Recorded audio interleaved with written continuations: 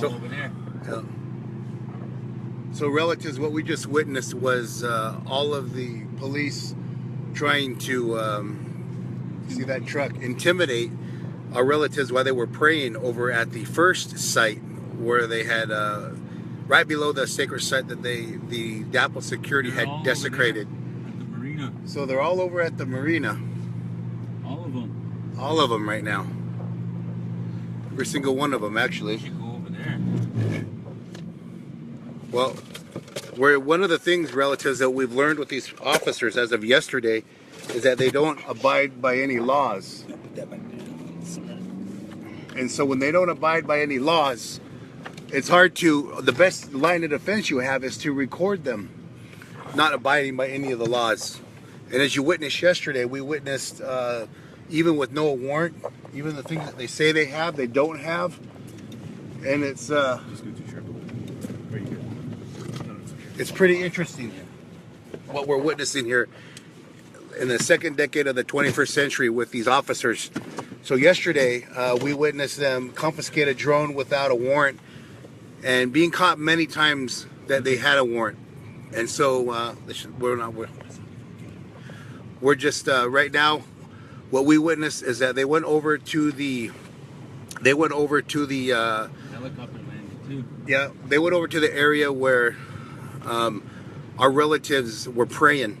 And so this is where we got the call, and everyone is, we're in prayer. No one's trying to cause any problems or issues here at all. So it's been a really wild night having to draft everything up. I want to thank you all for all your support and what we've been here to document. The reason why we are here is to document the environmental injustice, the same injustice that happens on all our reservations, such as the Walker Paiute tribe, where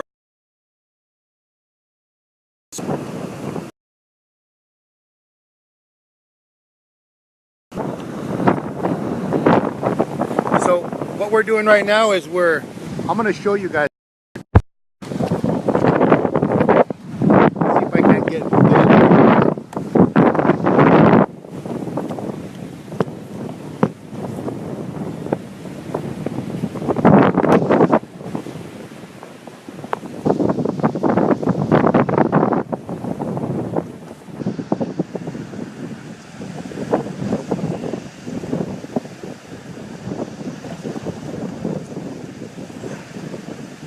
It's all the police department over there.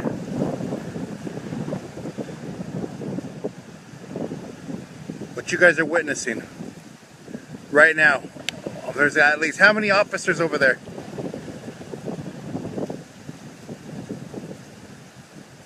How many officers would you say? 1, 2, 3, 4, 5. They got that big ass fucking tank over there. What the fuck it's called? Yeah. Probably 8. You guys are looking through the camera of my DSLR right now, guys.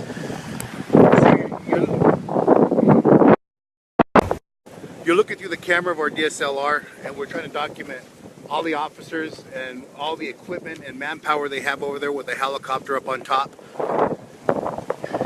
And they just came down from the area we were called where they were trying to intimidate our relatives over there. So we're going to get in the car here and get out of the wind so we can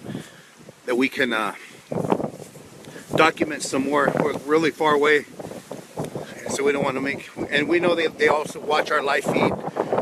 As you know, other things have been happening with the cell service here.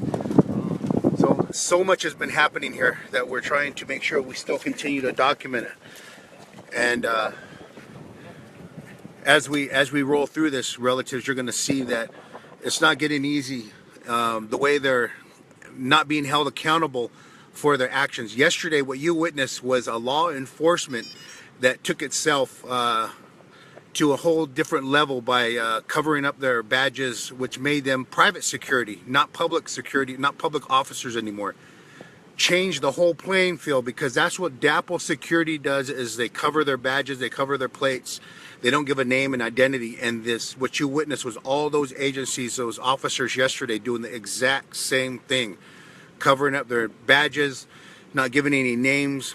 Even on the paperwork, they weren't doing that. And the world is watching. You guys, The world is watching you guys. And they have my drone. But you know what? I was in full 100% compliance of the North Dakota laws, and I became very aware of that law. And so I was very aware that it was as transparent like water. And we were watching was public. We were watching predators over on the hill. We don't know who they are. Peeping toms with cameras.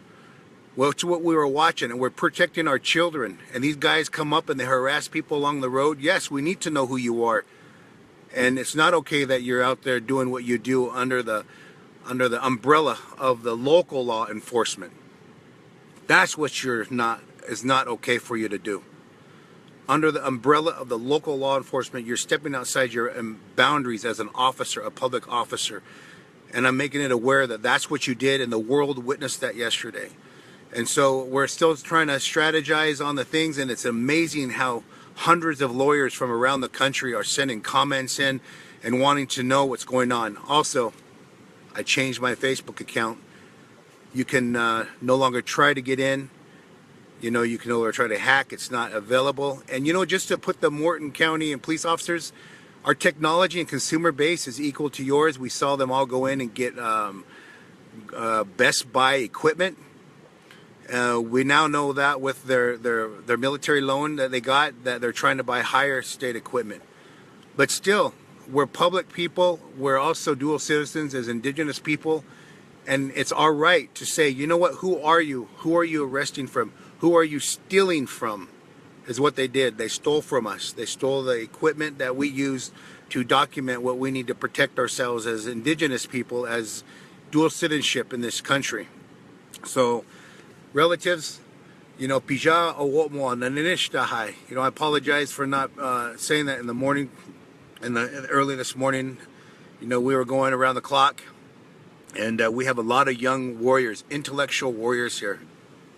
They're not angry; they're intellectually angry, and they got it together, and they're sitting there strategizing. And we knew this was going to happen already, so we were already prepared. It just happened to be the world was watching when they did this. And so everything is going through. One of the requests I got from several of you guys was to have a look at the video, because those officers weren't always wearing masks, and it's our public right to have them publicly identify themselves as an officer.